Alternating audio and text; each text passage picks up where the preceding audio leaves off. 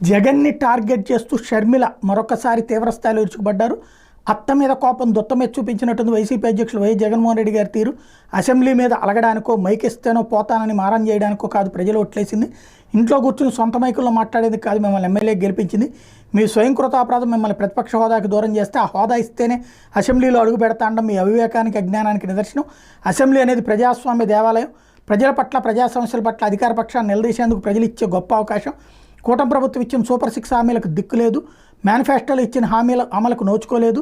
రాష్ట్రంలో శాంతి భద్రతకు విఘాతం కలుగుతోంది. మహిళలపై దాడులు ఆగడం లేదు. ఇసుక మాఫియా రాజ్యం వెళ్తోంది. బెల్ట్ షాపులు దందాన్ని అరికట్టలేదు. 5 నెలలైన ఒక్క ఉద్యోగం భర్తీ కాలేదు. రోజు రోజుకి నిరుద్యోగం పెరుగుతోంది. ప్రభుత్వ వైఫల్యాలపై ప్రజా గొంతుకయ్యే అవకాశం వైసీపీకి ప్రజలు ఇస్తే ప్రతిపక్షం ఇస్తేనే వస్తామంటాం సిగ్గుచేటు. ప్రతిపక్షం లేకుండా సభలోనే ప్రజాపక్షం అవ్వాలని ఇంగితం కూడా లేకపోవడం బాధాకరం. 1994లో కాంగ్రెస్ పార్టీకి 26 సీట్లకే పరిమితమైన కుంగిపోలేదు. మీ లెక్క హోదా కావాలని మారం చేయలేదు.